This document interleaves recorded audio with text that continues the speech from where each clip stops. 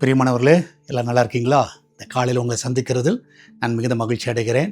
இந்த நாளில் கர்த்தர் நமக்கு கொடுக்குற வார்த்தை சங்கீதம் 121 சங்கீதம் 7-8 வசனங்கள். Psalms 121, 7 and 8. கர்த்தர் உன்னை எல்லா தீங்குக்கும் விலக்கி காப்பார், அவர் உன் ஆத்துமாவை காப்பார். கர்த்தர் உன் போக்கையும் உன் வரத்தையும் இது முதற்கொண்டு என்றென்றைக்கும் காப்பார். நான் சொல்லுகிறேன், நம்முடைய தேவன் யார் என்றால் காக்கிற தேவன். சரியா? அவரை மாதிரி ஒரு பாதுகாப்பு வேறு யாருமே தர முடியாது. உன் போக்கிலும் வரத்திலும் எல்லா இடங்களிலும் கர்த்தர் உன்னை காக்கிறவராக இருக்கிறார். ஒரு முறை ஒரு வீடியோ நான் பார்த்தேன். அதில் ரொம்ப மோசமான ஒரு சாலை விபத்து. ஸோ நீங்கள் பார்த்தீங்கன்னா கார்லலாம் உட்காந்த உடனே, இந்த காலங்களில் நீங்கள் பார்த்தீங்கன்னா உட்காந்த உடனே நம்ம காரை ஸ்டார்ட் பண்ண உடனே சீட் பெல்ட் போடலைன்னா இம்மீடியட்டாக காரில் சவுண்டு வர ஆரம்பிச்சிடும். சில காரில் வந்து சவுண்டு வாய்ஸ் வரும், சீட் பெல்ட் போடுங்க அப்படி சொல்லும். உடனே நம்ம என்ன பண்ணுறோன்னா அந்த சீட் பெல்ட்டை போட்டுடுறோம். எதுக்காக அந்த சீட் பெல்ட் கொடுக்கப்பட்டிருக்குதுன்னா நம்மளுடைய பாதுகாப்பிற்காக, நம்ம பாதுகாப்புக்காக தான் அந்த சீட் பெல்ட். ஸோ ஆனால் அந்த வீடியோவில் நான் பார்க்குறேன். ஸோ அந்த ஓட்டின நபர், அதில் இருக்கிற எல்லாருமே சீட் பெல்ட் போட்டிருக்கிறாங்க. இருந்தாலும் ஆக்சிடெண்ட்டில் மறிச்சிட்டாங்க. சீட் பெல்ட் என்ன பண்ண முடியல, அவங்கள காப்பாற்ற முடியலை.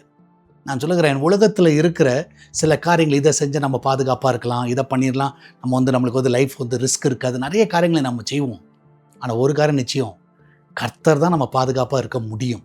சரியா? சீட்டு பெல்ட் போட்டாலும் சரி, போடலனாலும் சரி, ஆண்டவரே எங்கள் போக்கிலும் வரத்தில் நீங்கள் காத்துக்கொள்ளுங்கன்னு சொல்லி அவர்கிட்ட ஜெபிங்க. நிச்சயமாக அவர் காக்கிறவராக இருக்கிறார்.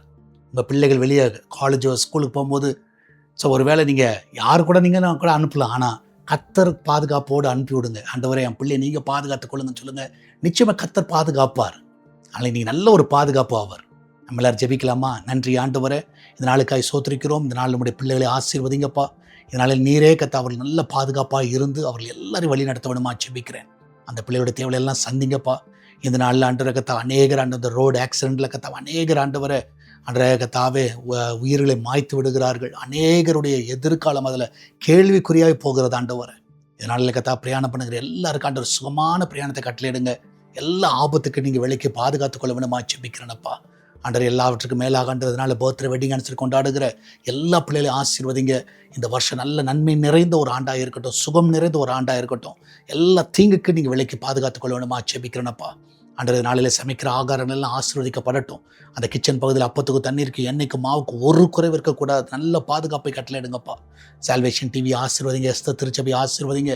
கொள்ளை பொருளான ஆத்துமாக்களை கொண்டு வாங்கப்பா. அன்றைய எஸ்தர் திருச்சபை கட்டுமானத்துக்கு தேவையான எல்லா தேவைகளை சந்திங்க. தடைப்பட்டிருக்கிற அந்த காரியங்கள் எல்லா தடைகள் விலகுவதாக எங்களுக்கு ஒத்தாசை நீர் அனுப்புவீராக. உண்மையே நாங்கள் நோக்கி பார்க்கிறோம் ஆண்டவரே. மகிமையான காரியங்களை செய்யுங்க. இயேசுவின் நாமத்தில் ஜெபிக்கிறேன். ஆமென், ஆமென். கர்த்தர் உங்க கூட இருக்கிறார். தைரியமா இருங்க. God bless you.